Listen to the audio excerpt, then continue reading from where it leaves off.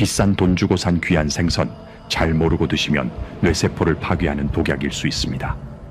제 진료실 문을 열고 들어오시던 72세 박 여사님의 표정을 저는 아직도 잊을 수가 없습니다. 박 여사님은 동네 시장 생선가게에서 큰 손으로 통하는 분이셨습니다. 당신 입에 들어가는 건 아까워도 눈에 넣어도 안 아픈 손주들이 오면 제일 크고 비싼 자연산 생선만 골라 밥상에 오르셨다고 합니다. 큼지막한 돔이나 윤기가 자르르 흐르는 큰 생선을 구워주면 손주들이 밥 한 그릇을 뚝딱 비우는 모습이 그렇게 예쁘셨다고 해요. 비싼 게 당연히 몸에도 좋을 거라고 믿으셨던 겁니다.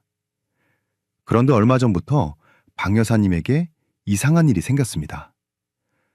콩나물을 다듬는데 손끝이 미세하게 떨려서 제대로 다듬을 수가 없더랍니다. 처음에는 그저 나이가 들어서 기력이 떨어졌나 보다 하고 넘기셨죠. 그런데 증상은 거기서 멈추지 않았습니다. 며칠 전에는 현관 비밀번호가 도무지 기억나지 않아 문 앞에서 한참을 서성거려야 했고, 평소에 즐겨 부르던 트로트 가사도 입안에서만 맴돌 뿐 밖으로 나오지를 않았다고 합니다. 덜컥 겁이 나신 박 여사님은 뜬 눈으로 밤을 지새우고 아침 일찍 저를 찾아오셨습니다. 선생님, 혹시 제가 치매에 걸린 건가요? 라며 울먹이시는데 잡고 계신 두 손이 심하게 떨리고 있었습니다. 박 여사님과 가족분들은 당연히 알츠하이머 치매나 파킨슨병을 의심하셨습니다. 하지만 정밀 검사 결과는 전혀 뜻밖이었습니다. 박 여사님의 뇌를 공격하고 있던 범인은 노화도 아니고 유전도 아니었습니다. 범인은 바로 박 여사님이 사랑하는 가족을 위해 꼬박꼬박 챙겨 드셨던 그 최고급 생선들 속에 숨어 있었습니다. 혈액 검사 결과 박 여사님의 혈중 중금속 농도는 일반인의 5배가 넘는 위험 수준이었습니다. 여러분은 어떠신가요? 혹시 시장에 가시면 무조건 크고 실한 놈이 최고라고 생각해서 덥석 집어오지는 않으십니까? 혹은 자연산이라고 하면 묻지도 따지지도 않고 지갑을 열지는 않으십니까? 만약 그러셨다면 여러분은 지금껏 비싼 돈을 주고 내 몸에 독을 채워넣고 계셨던 것일지도 모릅니다. 우리가 흔히 보약이라고 믿고 먹는 생선 중에 뇌세포를 서서히 죽이는 침묵의 암살자가 숨어 있기 때문입니다. 특히 오늘 이야기는 60세가 넘으신 분들이라면 더욱 귀담아 들으셔야 합니다. 젊은 사람들은 이 독소가 몸에 들어와도 콩팥이나 간에서 걸러내 배출할 힘이 있습니다. 하지만 우리 어르신들의 몸은 다릅니다. 해독 능력이 예전 같지 않아서 한번 들어온 독은 뼈와 뇌에 그대로 쌓이게 됩니다. 박 여사님처럼 손이 떨리고 기억력이 흐려지는 증상이 나타났을 때는 이미 독소가 뇌신경을 상당히 손상시킨 뒤일 수도 있다는 뜻입니다. 그래서 오늘은 제가 작심하고 알려드리려고 합니다. 우리 식탁에 절대 올려서는 안 되는 최악의 생선 6가지가 무엇인지 낱낱이 공개하겠습니다. 그리고 반대로 매일 드셔도 중금속 걱정 없이 혈관을 튼튼하게 하고 치매를 예방해주는 진짜 보약 같은 생선 5가지는 무엇인지 확실하게 정리해드리겠습니다. 오늘 영상만 끝까지 보셔도 여러분은 바다의 오염으로부터 내 몸과 사랑하는 가족을 지키는 가장 확실한 지혜를 얻어가시는 겁니다. 본격적인 이야기에 앞서 오늘 내용이 기대되신다면 좋아요 버튼 한번 꾹 눌러주세요. 그리고 댓글창에 기대 2글자만 남겨주시면 제가 더 힘을 내서 알찬 정보를 전해드리겠습니다. 여러분의 건강한 노후를 위한 아주 특별한 처방전, 지금 바로 시작합니다. 여러분이 지금 당장 멈추셔야 할 가장 위험한 행동은 바로 무조건 크고 비싼 자연산 생선을 고집하는 습관입니다. 많은 분들이 자연산 대물이라고 하면 보약처럼 여기십니다. 낚시꾼들이 잡은 미터급 대형 물고기를 비싼 값에 사서 곰국처럼 고아 드시기도 하죠. 하지만 의사인 제 입장에서 보면 그것만큼 위험천만한 행동이 없습니다. 도대체 왜 그 귀한 생선이 독이 된다는 걸까요?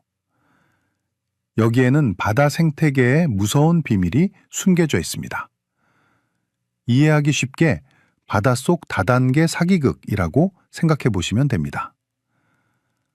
바다의 가장 밑바닥에는 눈에 보이지 않는 아주 작은 플랑크톤이 삽니다. 이 플랑크톤들은 바다에 흘러든 미세한 수은 입자를 아주 조금씩 몸에 담게 됩니다. 1원짜리 동전 하나만큼의 독이라고 해보죠. 이걸 작은 물고기가 와서 100마리를 잡아먹습니다. 그럼 이 작은 물고기 뱃속에는 100원의 독이 쌓입니다. 문제는 여기서부터입니다. 고등어 같은 중간 크기 물고기가 이 작은 물고기를 또 100마리 잡아먹습니다. 그럼 독은 1만 원이 되죠. 그런데 참치나 상어 같은 거대한 포식자는 평생 동안 이런 중간 물고기를 수천 마리 넘게 잡아먹고 삽니다. 결국 이 거대한 생선이 우리 식탁에 올라올 때쯤이면 그 뱃속에는 수억 원어치의 독이 농축되어 있는 셈입니다. 이것이 바로 의학적으로 말하는 생물 농축 현상입니다. 겉보기에는 윤기가 흐르고 싱싱해 보이는 그 대형 생선이 실상은 수십 년간 바다의 온갖 중금속을 빨아들인 거대한 독소 저장고였던 겁니다. 더 큰 문제는 이 이야기를 듣고 계신 여러분의 몸 상태입니다. 진료실에서 제가 이런 말씀을 드리면 꼭 이렇게 반문하시는 분들이 계십니다. 아니 선생님, 우리 아들은 참치회 먹어도 멀쩡하던데요? 왜 나한테만 그럽니까? 맞습니다. 젊은 사람들은 괜찮을 수 있습니다. 여기서 제가 두 번째 비밀을 말씀드리겠습니다. 바로 여러분 몸속에 있는 정수기 필터 이야기입니다. 우리 몸에는 간과 콩팥이라는 훌륭한 해독 공장이 있습니다. 독소가 들어오면 이 공장이 밤낮 없이 돌아가서 소변이나 땀으로 독을 빼냅니다. 젊고 건강한 필터는 성능이 좋아서 웬만한 독은 싹 걸러냅니다. 하지만 냉정하게 한번 바라보겠습니다. 여러분의 필터는 60년, 70년 동안 쉬지 않고 일해왔습니다. 아무리 좋은 기계도 70년을 쓰면 낡고 녹이 슬기 마련입니다.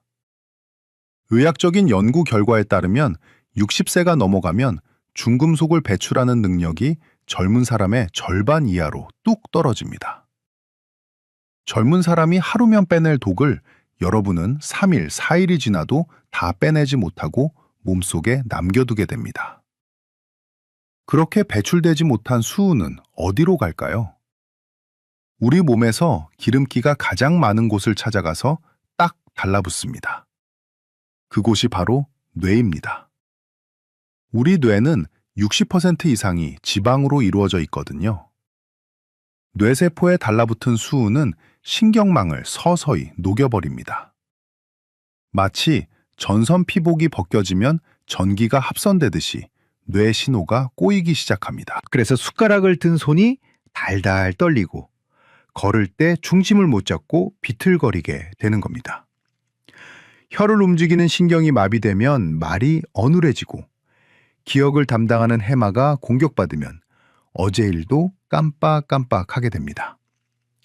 이걸 단순히 늙어서 그렇다 혹은 치매 초기인가 보다 하고 넘기시면 절대 안 됩니다.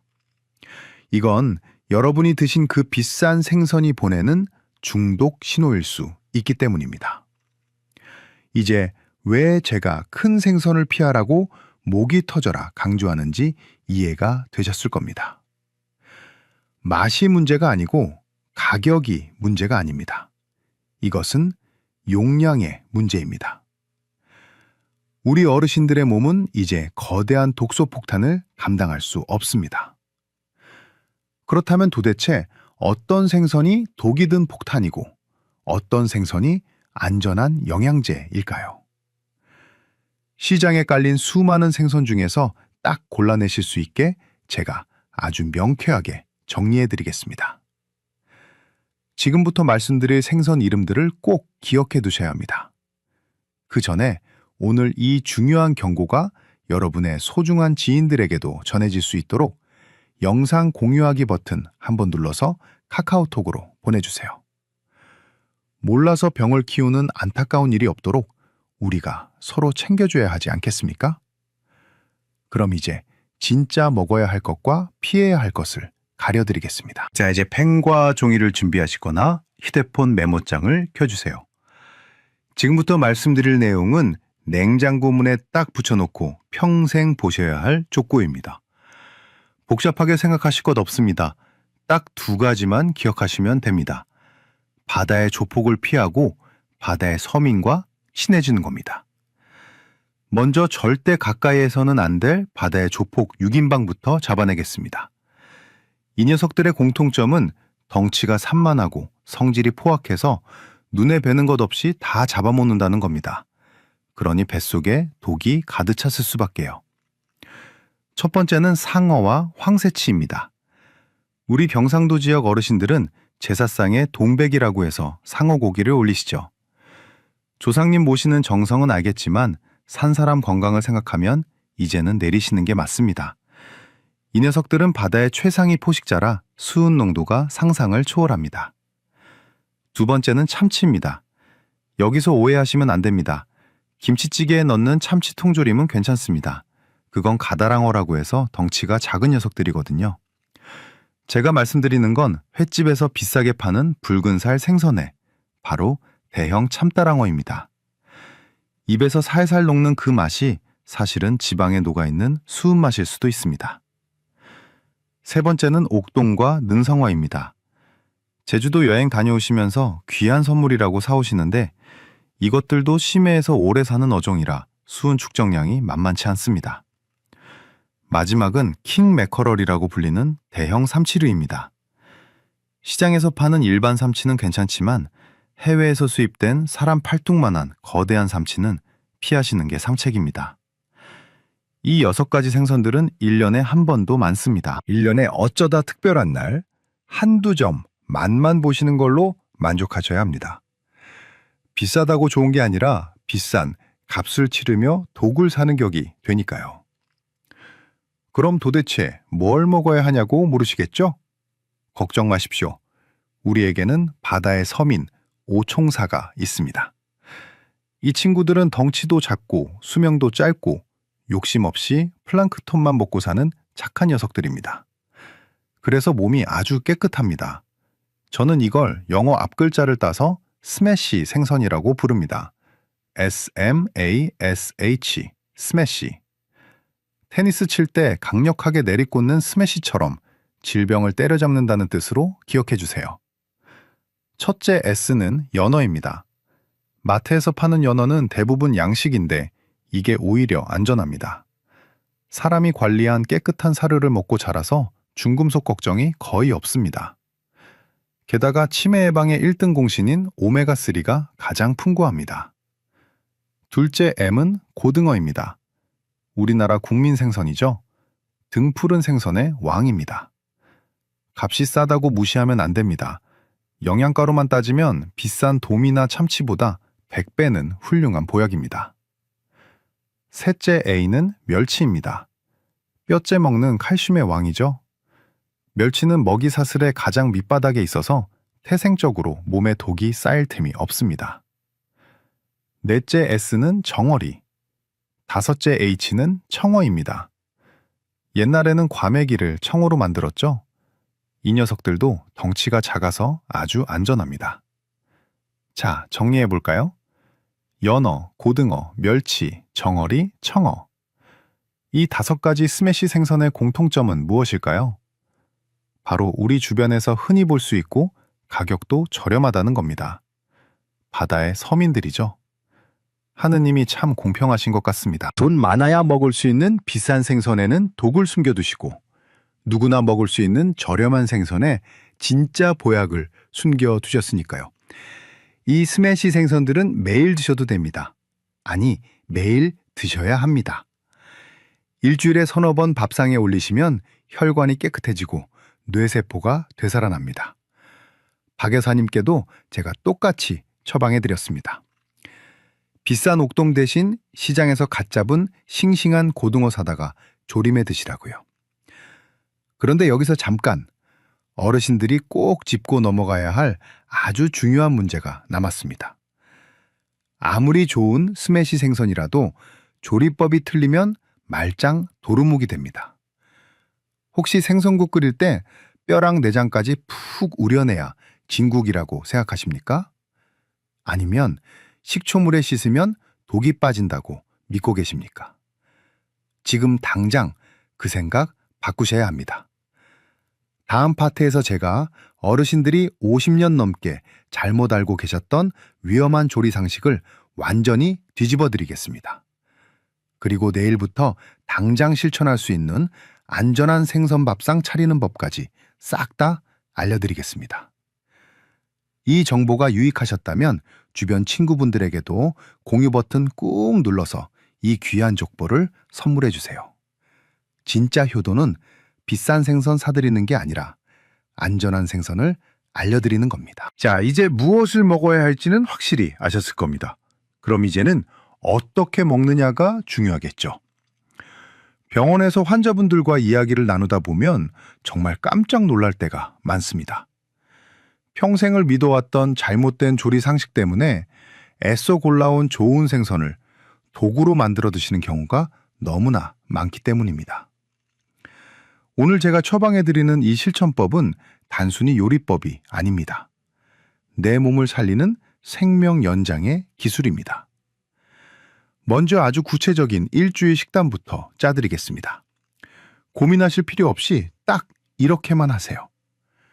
월요일, 수요일, 금요일은 바다 서민 만나는 날로 정하시는 겁니다.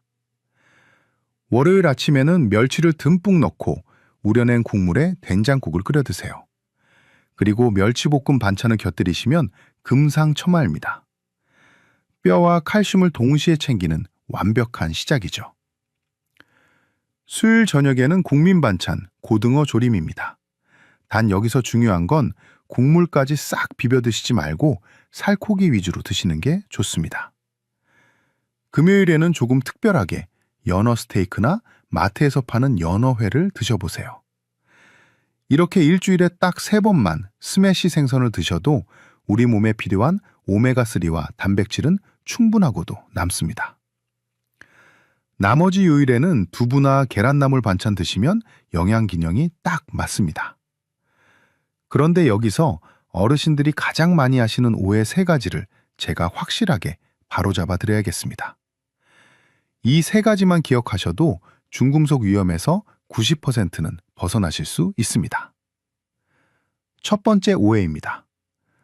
선생님, 펄펄 끓이면 독도 다 죽지 않습니까? 푹 고아서 먹으면 괜찮지 않나요? 정말 안타깝지만 이것이 가장 위험한 생각입니다. 세균이나 바이러스는 열을 가하면 죽습니다. 하지만 수은은 생물이 아닙니다. 돌덩이 같은 금속입니다. 돌을 냄비에 넣고 100시간을 끓인다고 돌이 사라지던가요? 절대 사라지지 않습니다. 수은은 300도가 넘어야 겨우 기체로 변할까 말까한 아주 독한 녀석입니다. 집에서 아무리 지지고 볶고 삶아도 수은은 생선 살 속에 그대로 박혀 있습니다. 그러니 애초에 수은이 많은 큰 생선은 조리법을 고민할 게 아니라 아예 피하는 게 상책인 겁니다. 두 번째 오해입니다. 식초물이나 소금물에 담가두면 나쁜 게 빠진다고 하던데요. 어머니들이 생선 비린내 잡고 살 단단하게 하려고 이렇게 많이들 하시죠. 하지만 이건 역시 독소를 빼는 데는 아무런 효과가 없습니다. 수은은 생선 겉면에 묻어있는 먼지가 아닙니다. 생선이 살아있는 동안 먹이를 통해 근육 깊숙한 곳 단백질과 단단하게 결합되어 있습니다. 소금물로 겉을 씻는다고 속살에 박힌 수은이 빠져나올 리가 만무하죠.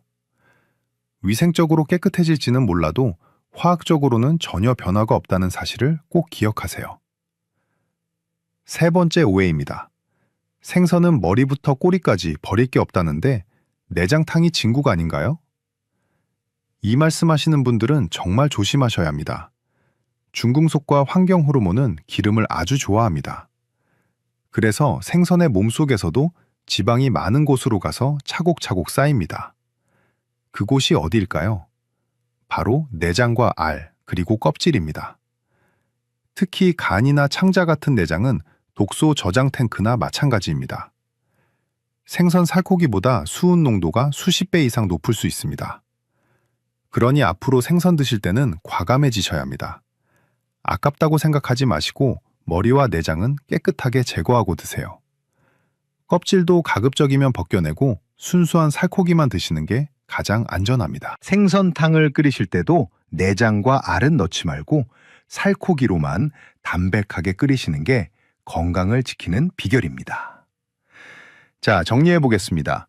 일주일에 3번, 월, 수, 금은 스매시 생선 먹는 날. 끓여도 독은 안 없어지니 처음부터 작은 생선 고르기. 내장과 껍질은 독소 창고니 과감하게 버리기. 어떻습니까? 생각보다 어렵지 않으시죠? 이 간단한 원칙들이 박 여사님을 살렸고 이제 여러분을 지켜줄 겁니다. 지금 당장 냉장고를 한번 열어보세요.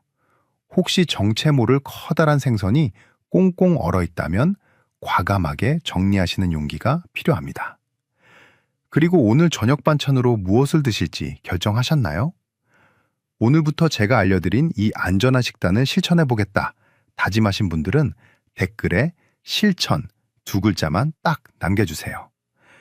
여러분의 그 작은 다짐이 작심삼일로 끝나지 않도록 제가 댓글을 보며 마음으로 응원해드리겠습니다. 댓글창에 실천이라고 적힌 글들이 가득 차면 그것만 봐도 힘이 날 것 같습니다.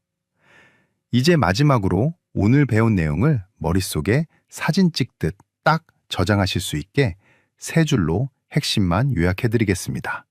끝까지 집중해주세요. 오늘의 긴 이야기를 마무리하며 다시 한번 강조하고 싶은 것이 있습니다. 바로 박 여사님의 이야기입니다. 저에게 진료를 받고 돌아가신 박 여사님은 그날로 냉장고를 싹 비우셨다고 합니다. 아껴두었던 옥돔과 참치뱃살을 미련 없이 정리하고 대신 시장에서 사온 싱싱한 고등어와 멸치로 밥상을 차리셨죠. 처음에는 손주들이 왜 비싼 생선 안 주냐고 투정을 부렸을지도 모릅니다. 하지만 6개월이 지난 지금 박 여사님의 손떨림은 멈췄고 흐릿하던 기억력도 다시 맑아졌습니다. 무엇보다 사랑하는 가족들이 중금속의 위험에서 벗어나 진짜 건강을 챙기게 되었다는 사실에 누구보다 안도하고 계십니다. 여러분도 하실 수 있습니다. 오늘 제가 말씀드린 내용은 단순한 생선 고르는 법이 아닙니다. 비싼 것이 무조건 좋을 것이라는 고정관념을 깨고 현명한 지혜로 나와 내 가족의 몸을 지키는 결단입니다. 오늘 배운 핵심 내용 잊지 않으시도록 딱 3줄로 요약해드리겠습니다. 첫째, 바다의 조폭을 피하십시오. 참치나 상어 같은 크고 비싼 자연산 대형 어종은 중금속 덩어리일 가능성이 큽니다. 아무리 귀한 손님이 와도 이것만큼은 대접하지 않는 것이 진짜 배려입니다. 둘째, 바다의 섬인 스매시와 친해지십시오. 연어, 고등어, 멸치, 정어리, 창어. 이 작고 저렴한 생선들이야말로 뇌를 살리고 혈관을 청소하는 진짜 보약입니다. 일주일에 3번 식탁에 올리십시오. 셋째 조리법에 환상을 버리십시오. 끓여도 독은 사라지지 않습니다. 아깝다고 생각 말고 내장과 껍질은 과감히 버리고 순수한 살코기만 드시는 것이 내 몸의 해독 공장인 간과 콩팥을 지키는 길입니다. 건강은 돈으로 사는 것이 아닙니다.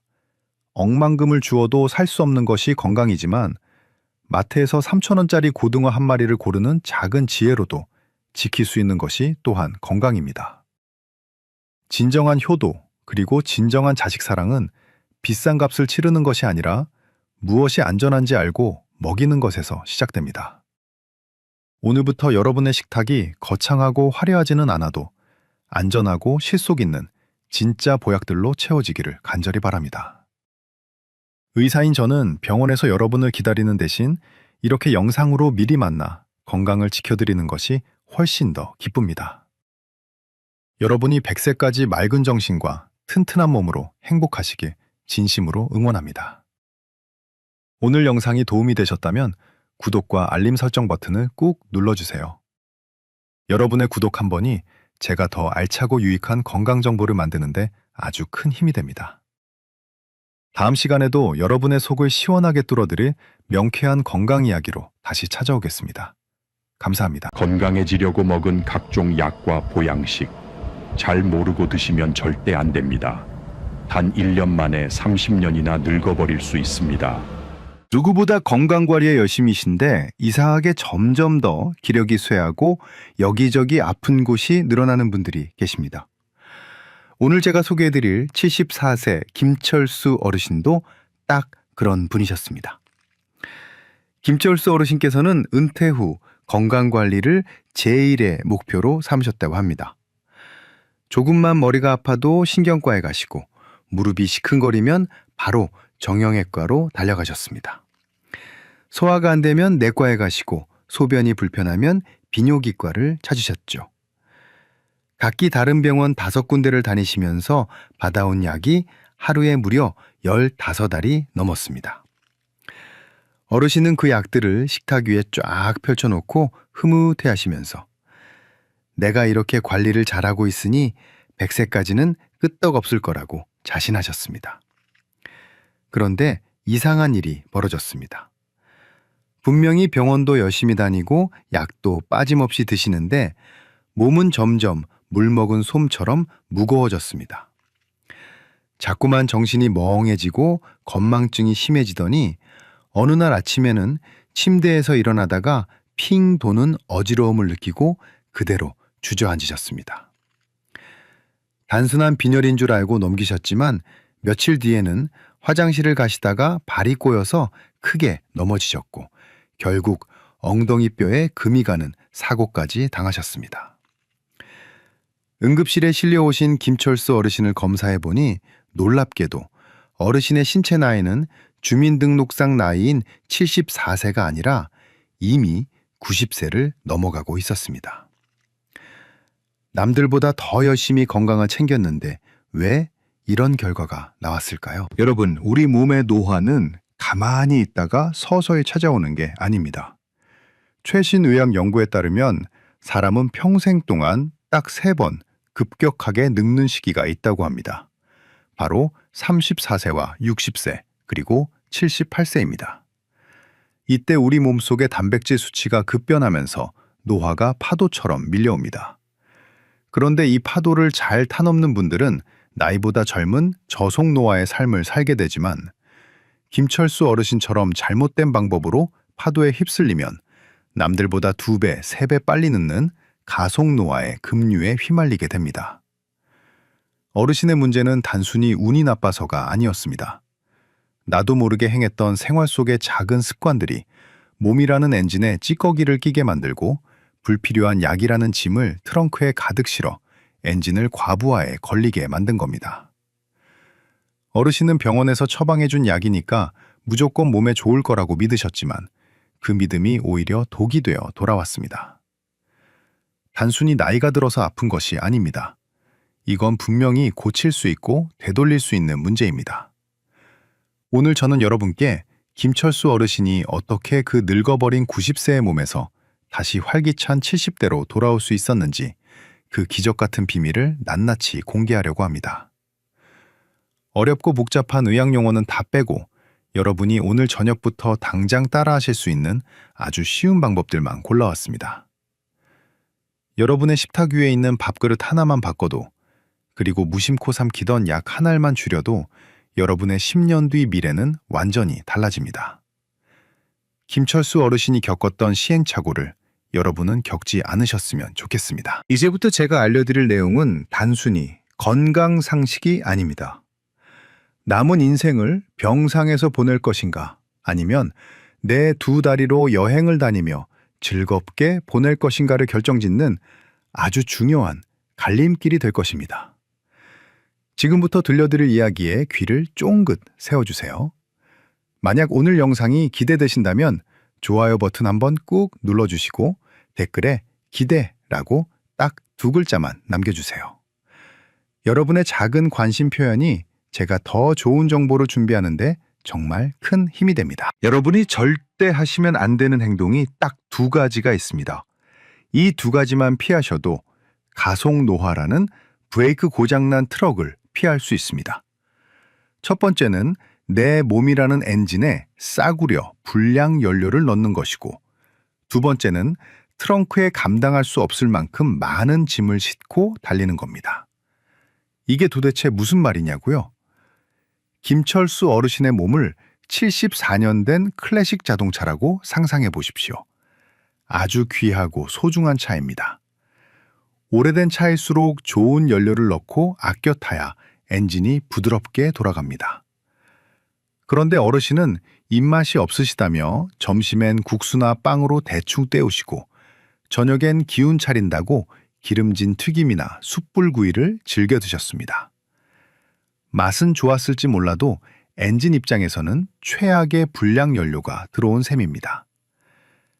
이런 음식을 드시면 우리 몸속에서는 당 독소라는 아주 끈적끈적한 찌꺼기가 만들어집니다.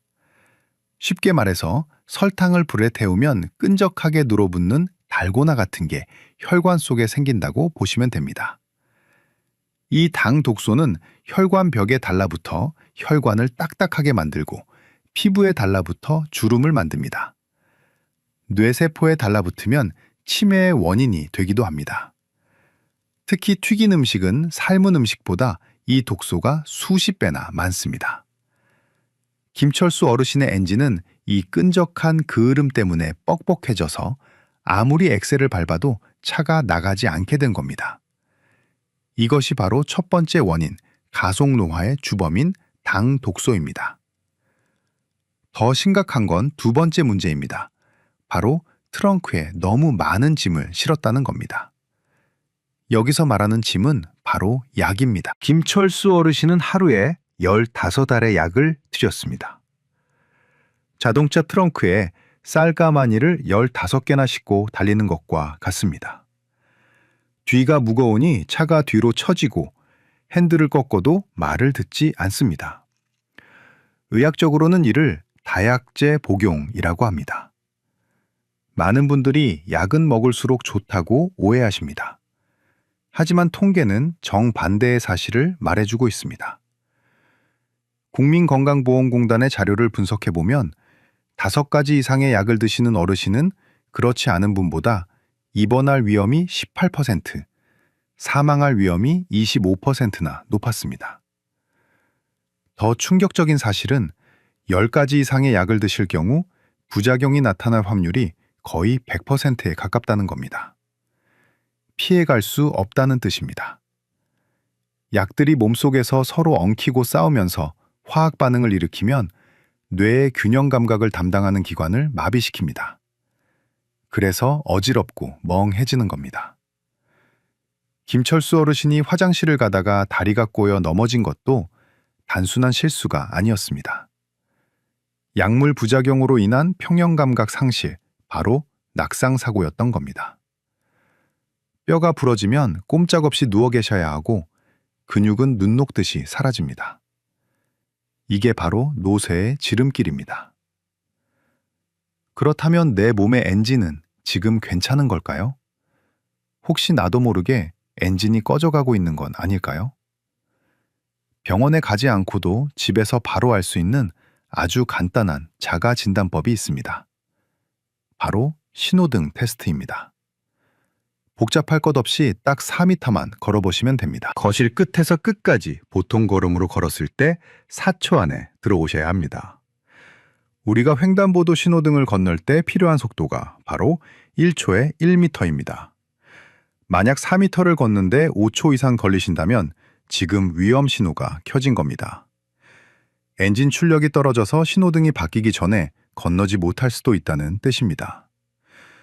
또한 지난 1년 동안 내가 다이어트를 하지 않았는데도 몸무게가 4.5kg 이상 빠졌다면 이건 역시 엔진 오일이 새고 있다는 강력한 경고입니다.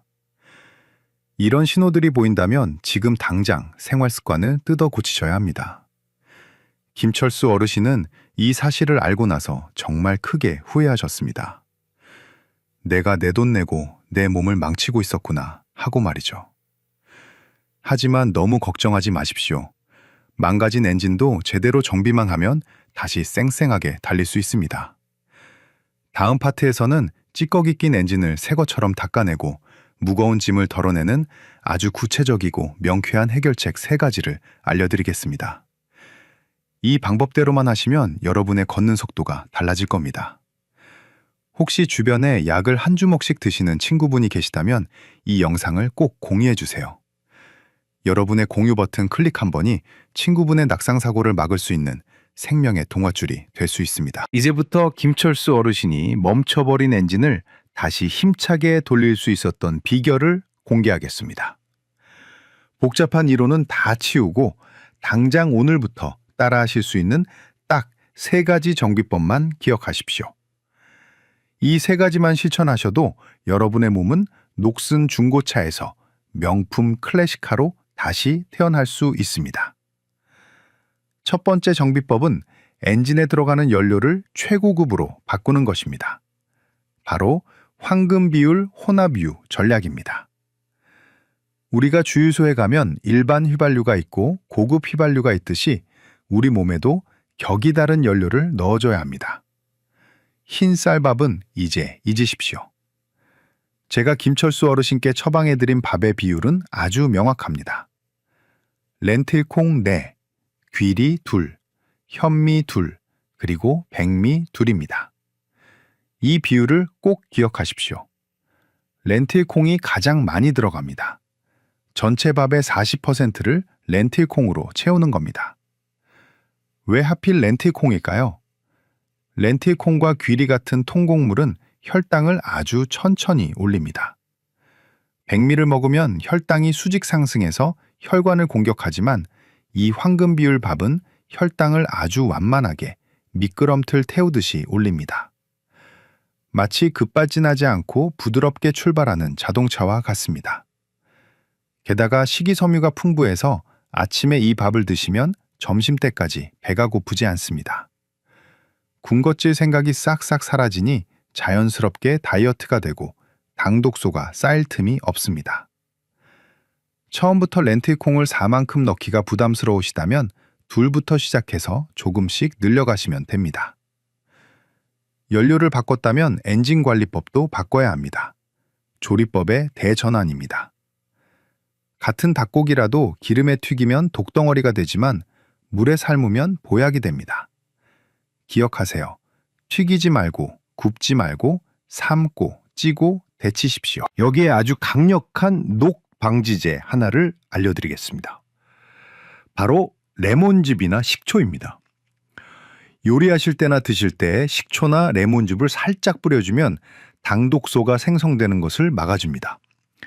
생선찜을 드실 때 레몬 한 조각을 뿌리는 것이 멋이 아니라 과학이었던 겁니다. 간장 대신 소금을 쓰시고 식초를 곁들이는 습관, 이것이 여러분의 혈관을 깨끗하게 지켜줍니다. 2번째 정비법은 운전 스타일을 바꾸는 겁니다. 젊었을 때는 쌩쌩 달리는 속도가 중요했습니다. 그래서 땀 흘리며 뛰는 유산소 운동을 많이 하셨을 겁니다. 하지만 60세가 넘어가면 속도보다 중요한 게 바로 힘, 즉 토크입니다. 언덕길을 올라갈 수 있는 힘이 있어야 합니다. 이제 운동의 비중을 완전히 뒤집으셔야 합니다. 전체 운동 시간의 60%를 근력 운동과 균형 운동에 쓰시고 유산소는 40%만 하십시오. 나이가 들면 근육이 빠지는 게 가장 무섭습니다. 근육이 없으면 넘어지고 넘어지면 못 일어납니다. 거창하게 헬스장에 가실 필요 없습니다. 집에서 의자를 잡고 앉았다 일어나는 스쿼트, 벽을 짚고 하는 팔굽혀펴기면 충분합니다. 여기에 한 발로 서기 연습을 꼭 추가하십시오. 양치질 하실 때 짝다리 짚지 마시고 번갈아 가며 한 발로 서보세요. 이 간단한 습관이 낙상을 예방하고 여러분의 엉덩이뼈를 지켜줍니다. 운동 후에는 반드시 단백질을 드셔야 합니다. 노년기에는 단백질 흡수가 잘 안 되기 때문에 젊을 때보다 더 많이 드셔야 합니다. 몸무게 1kg당 1.2g은 드셔야 하니 매 끼니 손바닥만한 고기나 두부 생선을 꼭 챙겨 드십시오. 마지막 세 번째 정비법은 가장 중요한 트렁크 비우기, 즉 약물 다이어트입니다. 이건 여러분 혼자 하시면 절대 안 됩니다. 반드시 전문가인 정비사의 도움을 받아야 합니다. 다음에 병원 가실 때 집에 있는 모든 약봉지를 큰 쇼핑백에 다 담아서 가져가십시오. 그리고 의사 선생님께 이렇게 말씀하세요. 선생님, 제가 먹는 약 중에 겹치는 건 없나요? 혹시 뺄 수 있는 약은 없을까요? 하고 말입니다. 김철수 어르신도 이렇게 해서 약을 정리했습니다. 알고 보니 속 쓰리다고 드셨던 위장약이 오히려 소화를 방해하고 있었고 이 병원 저 병원에서 받은 진통제가 중복되어 있었습니다. 의사 선생님과 상의해서 15알이던 약을 꼭 필요한 혈압약과 당뇨약을 포함해 딱 6알로 줄였습니다. 트렁크에 짐을 덜어내니 차가 얼마나 가볍겠습니까? 어지럼증이 사라지고 머리가 맑아졌습니다. 약은 무조건 많이 먹는 게 효도가 아닙니다. 꼭 필요한 약만 먹는 게 진짜 내 몸을 위한 효도입니다. 자, 정리해 봅시다. 밥은 렌틸콩과 잡곡 위주로 바꾸고 튀기는 대신 삶아 드십시오. 운동은 걷기만 하지 마시고 근력 운동을 더 많이 하십시오. 그리고 약봉지를 들고 병원에 가서 상담을 받으십시오. 어렵지 않으시죠? 이 3가지만 실천하셔도 여러분의 몸은 놀랍게 변할 겁니다. 김철수 어르신은 이 방법으로 3개월 만에 지팡이를 던져버리고 다시 산책을 즐기게 되셨습니다. 오늘 내용이 유익하셨다면 주변에 건강 걱정 많으신 친구분들께 이 영상을 공유해 주세요. 좋은 건 나눌수록 커집니다. 이론은 알겠는데 막상 실천하려니 막막하신가요? 그런 분들을 위해 김철수 어르신이 3개월 동안 매일 지키셨던 실제 하루 일과표를 공개합니다. 이건 숙제가 아닙니다. 낡은 엔진을 부드럽게 만드는 하루의 정비 과정이라고 생각하고 편안하게 들어보십시오. 김철수 어르신의 하루는 아침 6시 30분 미지근한 물 한 잔으로 시작됩니다. 밤새 말라버린 엔진에 윤활유를 돌려주는 겁니다. 그리고 7시에는 가볍게 동네를 산책하십니다. 절대 무리해서 뛰지 않습니다. 팔을 앞뒤로 흔들며 기분 좋게 걷습니다. 아침 8시 드디어 그 황금 비율 밥상이 등장합니다. 렌틸콩과 귀리, 현미, 백미를 섞은 밥 한 공기에 찐 계란 하나, 그리고 나물 반찬과 된장국입니다. 화려하지 않지만 이 한 끼가 하루를 버티는 최고의 고급 연료가 됩니다. 오전 10시쯤 되면 입이 심심하실 겁니다. 예전 같으면 달달한 믹스커피나 떡을 드셨겠지만 이제는 다릅니다. 견과류 한 줌이나 삶은 계란을 드십니다. 엔진에 그을음을 남기는 당분 대신 오래가는 에너지를 채우는 겁니다. 점심 12시에는 생선찜이나 수육을 드십니다. 식당에 가셔도 튀김보다는 백반이나 샤브샤브를 선택하십니다. 국물은 건더기만 드시고 짠 국물은 남기시는 센스도 잊지 않으셨습니다. 오후 시간 출출할 때는 무가당 두유나 우유 한 잔으로 단백질을 보충합니다. 그리고 저녁 7시 30분 텔레비전 뉴스 보실 때 가만히 앉아 계시지 않습니다. 이때가 바로 홈 트레이닝 시간대입니다. 소파에서 일어났다 앉았다 하는 스쿼트 10번 3세트, 싱크대 잡고 뒤꿈치 들기 20번, 그리고 양치질 하면서 한 발로 서기 1분. 다 합쳐도 15분이 안 걸리지만 이 시간대가 어르신의 다리 근육을 콘크리트처럼 단단하게 만들었습니다. 그리고 밤 10시 충분한 수면으로 하루 동안 달린 엔진을 식혀줍니다. 어떻습니까? 특별한 비법이라기보다는 누구나 할 수 있는 건강한 습관들이죠. 그런데 이렇게 실천하시려고 마음먹은 분들 중에 분명히 이런 걱정하시는 분들 계실 겁니다. 진료실에서 가장 많이 듣는 질문 2가지를 뽑아봤습니다. 첫 번째 질문입니다.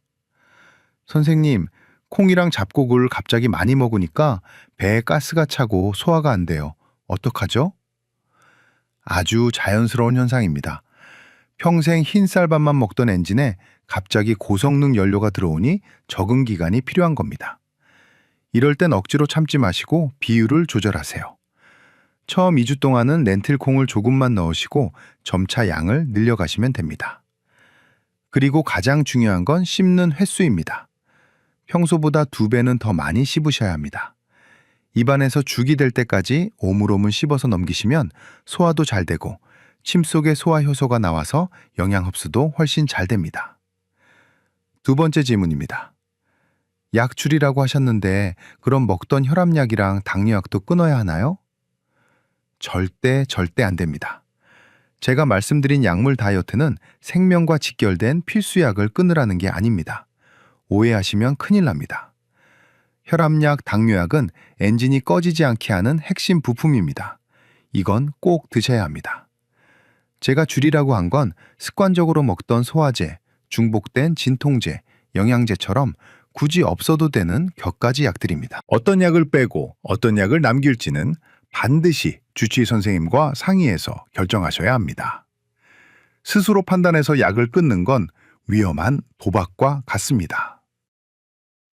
김철수 어르신은 이 과정을 통해 몸무게는 3kg이 줄었지만 근육량은 오히려 늘었습니다. 무엇보다 얼굴색이 맑아지고 걷는 뒷모습이 청년처럼 당당해지셨습니다. 여러분도 할 수 있습니다. 거창한 계획 세우지 마시고 오늘 저녁 식탁에 콩밥 하나 올리는 것부터 시작해보세요. 양치질할 때 한 발로 서보는 것부터 해보세요. 작은 시작이 10년 뒤 여러분을 웃게 만들 겁니다. 지금 바로 실천하실 분들은 댓글에 숫자 1이라고 남겨주세요. 서로의 다짐을 확인하는 것만으로도 실천할 힘이 생깁니다. 여러분 한 분 한 분의 숫자 1이 모여 건강한 대한민국을 만듭니다. 그럼 저는 마지막으로 이 모든 내용을 한 줄로 요약해드리고 여러분께 드리는 마지막 당부의 말씀을 전해드리러 가겠습니다. 자, 여러분 긴 시간 동안 정말 고생 많으셨습니다. 오늘 제가 말씀드린 내용은 복잡해 보이지만 핵심은 딱 3가지입니다. 이 3가지만 기억하시면 여러분의 몸도 김철수 어르신처럼 다시 태어날 수 있습니다. 첫째, 연료를 바꾸고 조리법을 바꾸십시오. 흰 쌀밥 대신 렌틸콩과 귀리 현미를 섞은 황금 비율 밥상으로 바꾸시고 튀기거나 굽는 대신 삶고 찌는 방식으로 드십시오. 이것이 여러분의 혈관을 녹슬게 하는 당독소를 막는 최고의 방패입니다. 둘째, 운전 방법을 바꾸십시오. 숨차게 뛰는 것보다 더 중요한 것은 버티는 힘입니다. 60대 이후에는 유산소 운동보다 근력 운동과 균형 운동에 더 많은 시간을 투자하십시오. 의자 스쿼트와 한발 서기가 여러분을 낙상사고로부터 지켜줄 생명보험입니다. 셋째, 트렁크를 비우십시오. 약은 많이 먹는 게 능사가 아닙니다. 반드시 주치의 선생님과 상의해서 중복되거나 불필요한 약을 덜어내십시오. 가벼워진 트렁크만큼 여러분의 컨디션도 가벼워질 것입니다. 오래된 자동차라고 해서 다 폐차장으로 가는 건 아닙니다. 관리를 안 하면 녹슨 고물차가 되지만 정성껏 닦고 조이고 기름치면 세월의 멋이 깃든 명품 클래식카가 됩니다. 도로 위를 달리는 클래식카를 보면 어떻습니까? 최신 스포츠카보다 더 품격 있고 멋있어 보이지 않습니까? 김철수 어르신은 스스로를 고물차라고 생각했지만 이제는 누구보다 멋진 클래식카가 되어 인생이라는 도로를 즐겁게 달리고 계십니다. 여러분, 늦었다고 생각하는 지금이 가장 빠른 때입니다. 70세든 80세든 상관없습니다. 오늘 여러분이 드신 음식 한 끼, 오늘 여러분이 움직인 한 걸음이 내일의 여러분을 만듭니다. 100세까지 침대에 누워서 천장만 바라보며 지내실 건가요? 아니면 2발로 여행 다니며 자식들과 웃으며 지내실 건가요? 그 정답은 오늘 여러분의 선택에 달려 있습니다. 저는 여러분이 해내실 거라고 믿습니다. 오늘 영상이 여러분의 건강한 노후를 위한 확실한 이정표가 되었기를 바랍니다. 영상이 도움이 되셨다면 구독과 알림 설정을 눌러주세요. 여러분이 명품 클래식카가 되어 완주하는 그날까지 제가 옆에서 든든한 주치의가 되어드리겠습니다. 항상 건강하시고 행복하십시오. 감사합니다. 남들이 좋다고 해서 무턱대고 마신 물 한 잔 때문에 콩팥이 비명을 지르고 있다면 믿으시겠습니까? 붓기가 빠지기는커녕 시한폭탄처럼 혈압을 터뜨릴 수도 있습니다. 요즘 유튜브에서 소금물이 유행하면서 아침마다 짭짤한 물로 하루를 시작하는 분들이 꽤 많습니다. 뱃살도 빠지고 세포 청소가 된다는 말에 솔깃하신 거죠. 하지만 오늘 제가 드릴 말씀은 조금 충격적일 수 있습니다. 여러분이 건강해지려고 마신 그 물이 오히려 독이 될 수도 있다는 사실입니다. 얼마 전 저를 찾아오신 70세 김영숙 님도 딱 그러셨습니다. 평소 건강관리에 철저하신 분인데 뱃살이 고민이라 소금물을 드시기 시작했답니다. 그런데 3일째부터 이상했습니다. 아침에 눈두덩이가 퉁퉁 붓고 잘 맞던 반지가 들어가지 않았습니다. 그래도 이게 독소가 빠지는 과정이려니 하고 꾹 참으셨대요.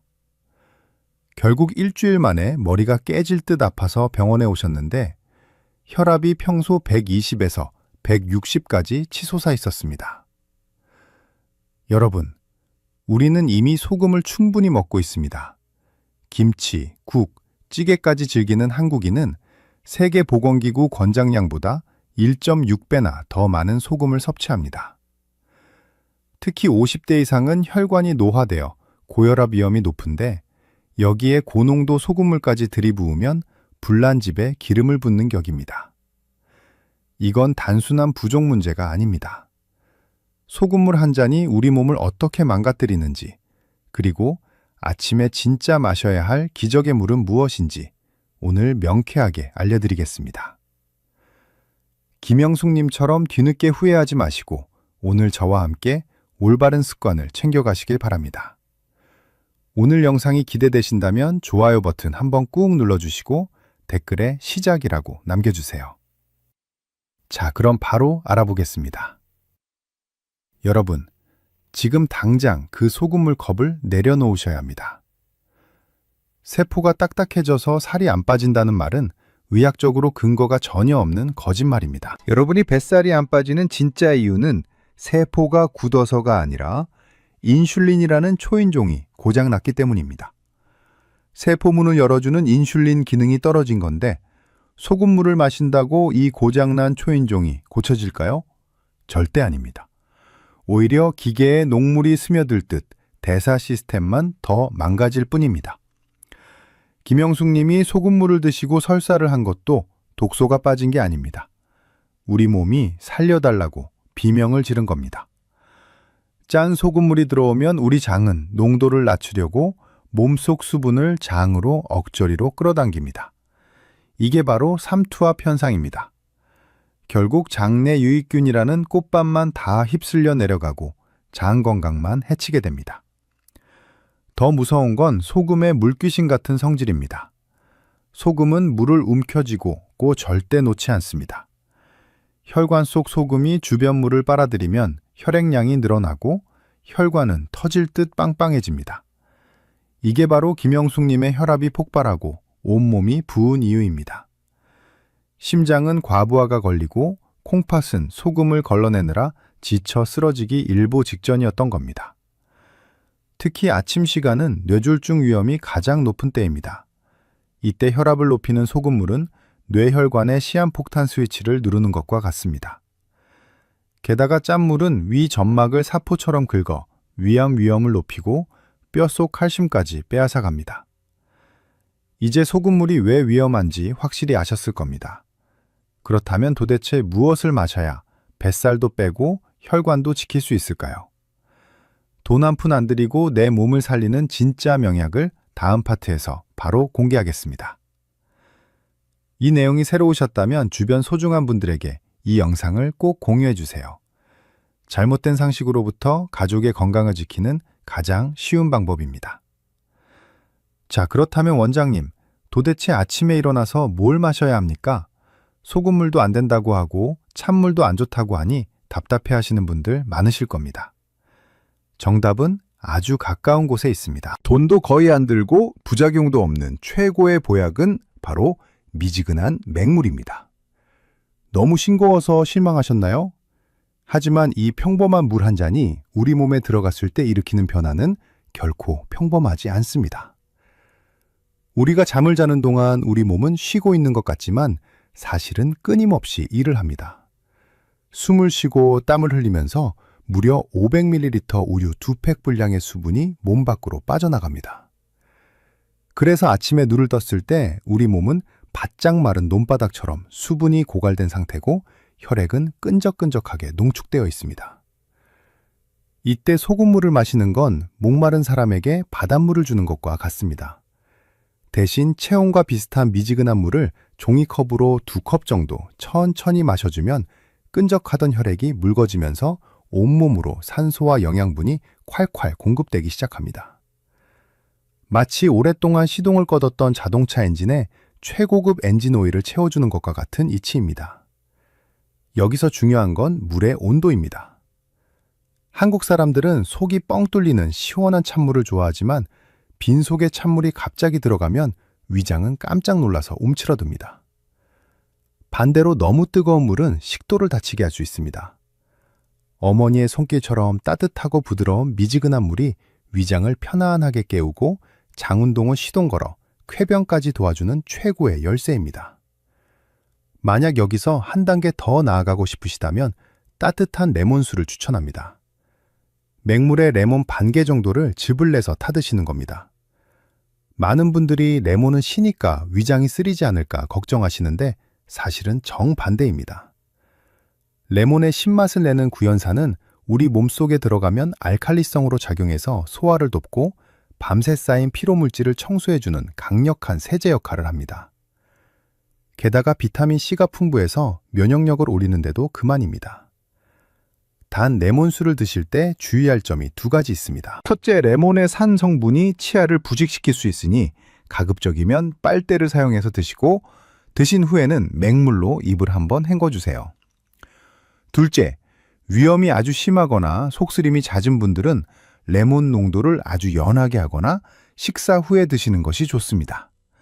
그리고 정말 중요한 이야기를 하나 더 드리겠습니다. 아까 파트 2에서 말씀드린 세포가 딱딱해서 살이 안 빠진다는 오해 기억하시죠? 소금물로는 세포를 부드럽게 만들 수 없지만 진짜로 세포막을 유들유들하고 건강하게 만드는 방법은 따로 있습니다. 바로 좋은 기름을 드시는 겁니다. 우리 세포를 감싸고 있는 막은 지방으로 이루어져 있습니다.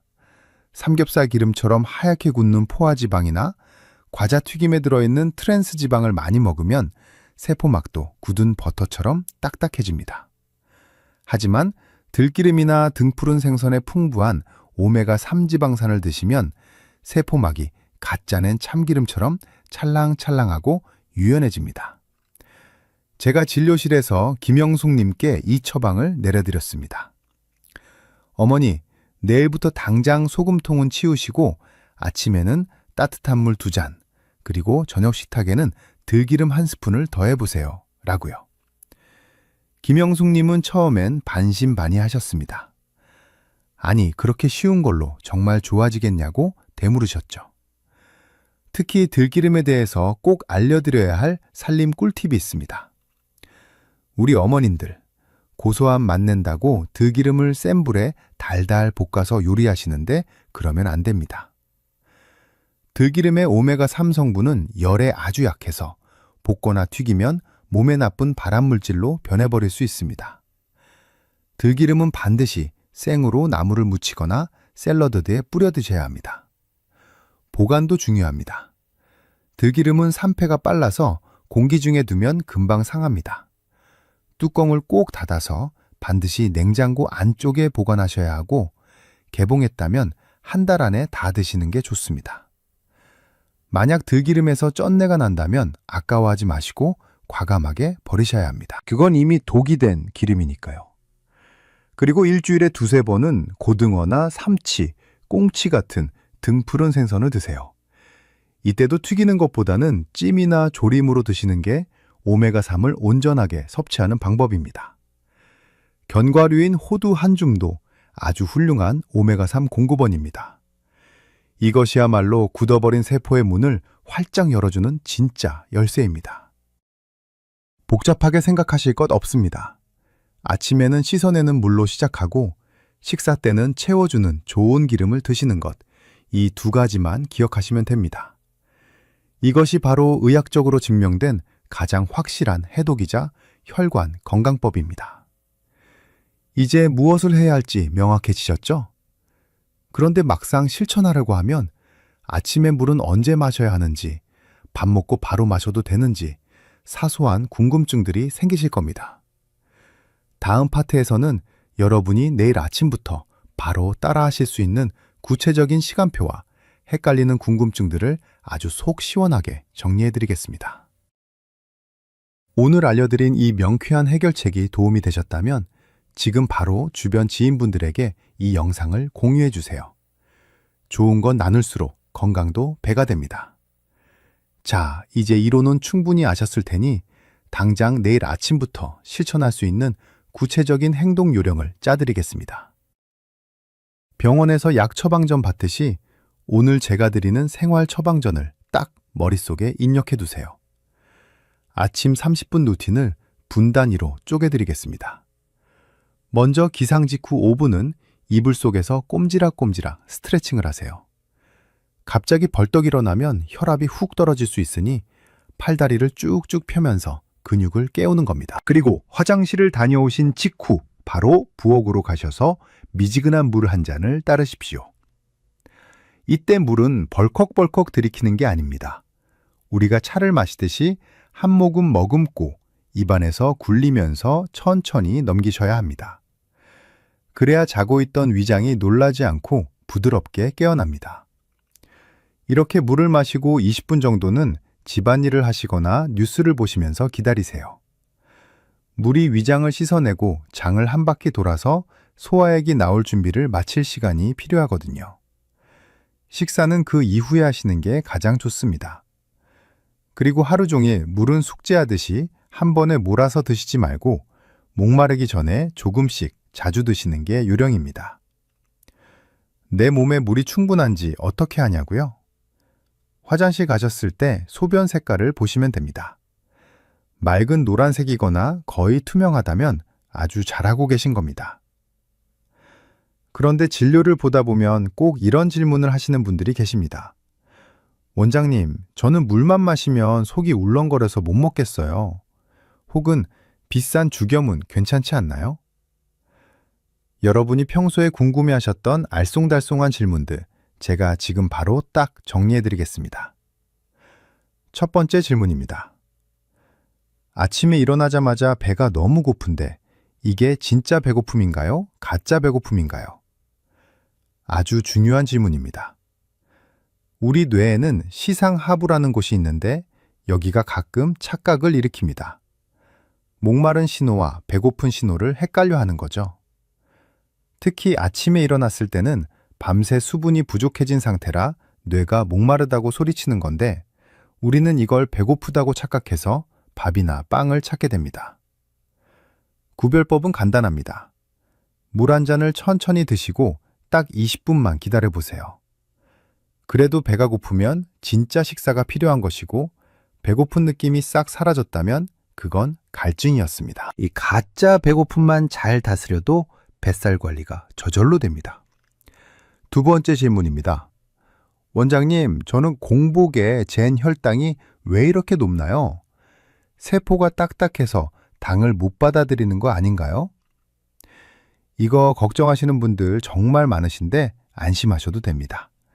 이건 새벽 현상이라는 아주 자연스러운 생리작용입니다. 우리 몸은 아침에 잠에서 깨어나 활동을 시작하려면 에너지가 필요하겠죠? 그래서 뇌가 코르티솔이라는 호르몬을 내보내서 간에 저장해둔 포도당을 혈액으로 뿜어내라고 명령합니다. 일종의 아침 기상 나팔 같은 겁니다. 그래서 아침 공복 혈당이 일시적으로 높게 나올 수 있습니다. 이게 세포가 딱딱해서 생기는 병적인 문제가 아니라는 뜻입니다. 물론 당뇨약을 드시는 분이라면 주치의와 상담이 필요하겠지만 소금물을 마셔서 해결할 문제는 절대 아닙니다.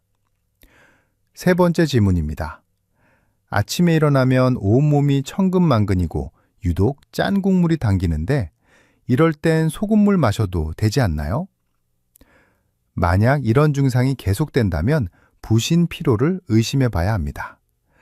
부신은 스트레스를 견디게 해주는 호르몬 공장인데 너무 무리하거나 스트레스를 오래 받으면 이 공장이 지쳐서 문을 닫기 직전이 됩니다. 그러면 아침에 일어날 힘이 없고 몸은 에너지를 끌어올리려고 자극적인 짠맛을 찾게 됩니다.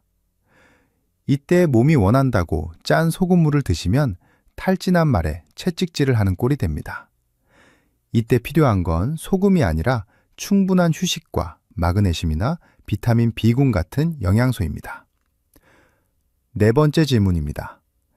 그럼 비싼 죽염이나 9번 구운 소금 같은 건 약이니까 괜찮지 않나요? 정말 많이 하시는 질문인데요. 죄송하지만 냉정하게 말씀드리면 소금은 그냥 소금일 뿐입니다. 아무리 비싸고 좋은 죽염이라도 주성분은 결국 염화 나트륨입니다. 미네랄이 조금 더 들어있을 수는 있지만 그걸 섭취하겠다고 과도한 나트륨을 먹는 건 득보다 실이 훨씬 큽니다. 비싼 설탕이건 싼 설탕이건 당뇨 환자에게 안 좋은 건 매한가지인 것과 똑같은 이치입니다. 비싼 소금이라고 방심하고 펑펑 드시면 내 몸 망치는 건 똑같습니다. 다섯 번째 질문입니다. 맹물은 비려서 못 먹겠는데 보리차나 결농자차는 괜찮나요? 아주 좋은 대안입니다. 보리차, 현미차, 옥수수차처럼 곡물로 우려낸 차는 물 대신 드셔도 좋습니다. 미네랄도 풍부하고 구수한 맛 때문에 물 마시기도 훨씬 수월하죠. 하지만 녹차, 홍차, 둥글레차, 커피는 안 됩니다. 이런 차들에는 카페인이 들어있어서 이뇨작용을 하기 때문에 마신 만큼 물을 몸 밖으로 빼내버립니다.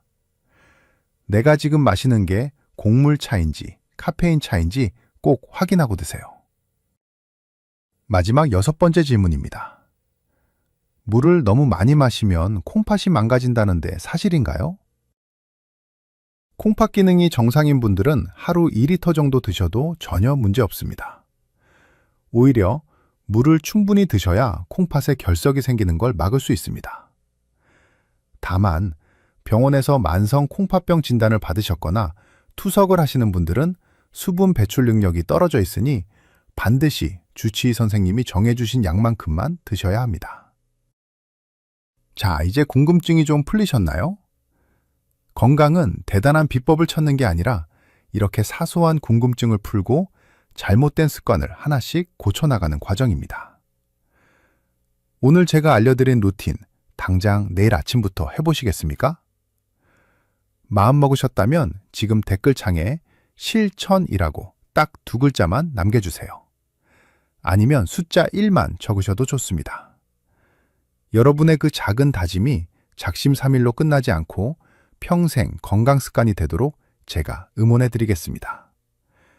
댓글창에서 서로 격려해 주시면 효과가 100배는 더 좋아집니다. 긴 시간 동안 제 이야기를 경청해 주셔서 감사합니다. 오늘 들려드린 내용이 조금 많았을 수도 있는데요.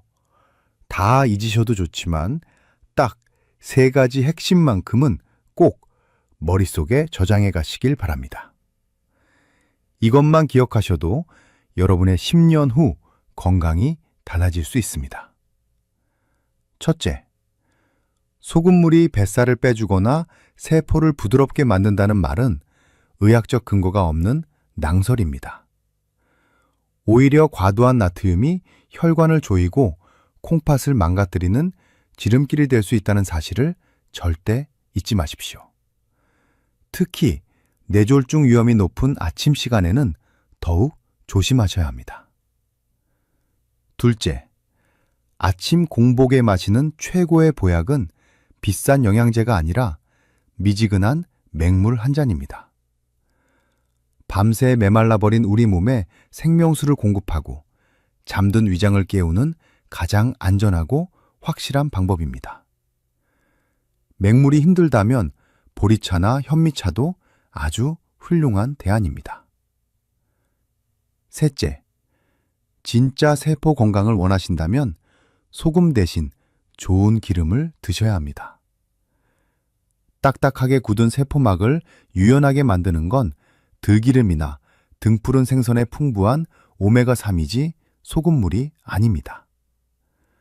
단 들기름은 볶지 말고 생으로 냉장 보관해서 드셔야 한다는 점 꼭 기억해 주세요. 식탁이 반찬만 조금 바꿔도 우리 몸은 놀랍게 변합니다. 아까 처음에 말씀드린 김영숙님 기억하시죠? 소금물을 드시고 혈압이 160까지 치솟아 응급하게 저를 찾아오셨던 그분 말입니다. 제가 오늘 여러분께 알려드린 것과 똑같은 처방을 해드렸습니다. 어머니, 제발 소금물 끊으시고 내일부터는 아침에 그냥 따뜻한 물만 드세요. 그리고 저녁에 들기름 한 스푼 꼭 챙겨 드시고요. 김영숙님은 제 간곡한 당부를 듣고 그날로 바로 소금물을 끊으셨습니다. 그리고 정확히 2주 뒤에 다시 진료실을 찾아오셨는데 문을 열고 들어오시는 표정부터가 딴 사람처럼 환해지셨더라고요. 혈압을 재보니 160이었던 수치과 거짓말처럼 125에 80으로 완벽한 정상 범위로 돌아와 있었습니다. 어디 그뿐인 줄 아십니까? 퉁퉁 부어서 들어가지도 않던 운동화가 이제는 헐렁해져서 끈을 다시 묶어야 한다고 웃으시더군요. 꽉 끼어서 손가락을 조이던 반지도 쑥 빠졌습니다. 김영숙 님이 제 손을 꼭 잡고 이렇게 말씀하셨습니다. 원장님, 제가 귀가 얇아서 엄한 걸 먹고 몸을 망칠 뻔했습니다. 건강은 요령 피우는 게 아니라 기본을 지키는 거라는 걸 이제야 깨달았습니다. 김영숙 님의 말씀이 정답입니다. 진료실에서 환자분들을 뵙다 보면 병을 고치고 싶은 간절한 마음에 검증되지 않은 민간요법에 매달리시는 분들을 너무나 많이 봅니다. 유튜브나 방송에서 이게 좋다 저게 좋다 하면 지푸라기라도 잡는 심정으로 따라 하시는데 그 마음을 알기에 의사로서 더 안타깝고 속이 상할 때가 많습니다. 어르신들 너무 자책하지 마세요. 건강해지고 싶어서 가족들한테 짐되기 싫어서 열심히 노력하신 거잖아요. 그 마음 자체가 잘못된 건 절대 아닙니다. 다만 방법이 조금 틀렸을 뿐입니다. 이제부터라도 올바른 방법을 아셨으니 다시 시작하시면 됩니다. 우리 몸은 생각보다 회복력이 좋아서 지금이라도 나쁜 습관을 멈추고 좋은 습관을 들이면 금방 다시 건강해질 수 있습니다. 건강에는 지름길도 없고 비법도 없습니다. 누구나 다 알지만 실천하지 않는 그 평범한 기본을 매일매일 꾸준히 지켜나가는 것. 그것만이 우리 몸을 배신하지 않는 유일한 길입니다. 여러분은 오늘 저와 함께 그 올바른 길을 확인하셨으니 이제 흔들리지 마시고 묵묵히 걸어가시면 됩니다. 혹시 주변에 아직도 소금물이 만병통치약인 줄 알고 드시는 친구분이나 가족이 계신다면 주저하지 마시고 이 영상을 꼭 공유해 주세요. 여러분의 공유 한 번이 잘못된 정보로 고통받는 누군가의 건강을 지키는 생명의 밧줄이 될 수도 있습니다. 오늘 영상이 여러분의 건강한 삶의 작은 이정표가 되었기를 바랍니다. 내용이 유익하셨다면 구독 버튼과 알림 설정 버튼을 꾹 눌러주세요. 여러분이 보내주시는 응원과 관심이 제가 더 정확하고 유익한 의학 정보를 만드는데 정말 큰 힘이 됩니다. 저는 다음 시간에도 여러분의 몸과 마음을 튼튼하게 지켜줄 알찬 건강 정보로 다시 찾아오겠습니다. 그때까지 아침물 한 잔 잊지 마시고 매일매일 더 건강하세요. 감사합니다.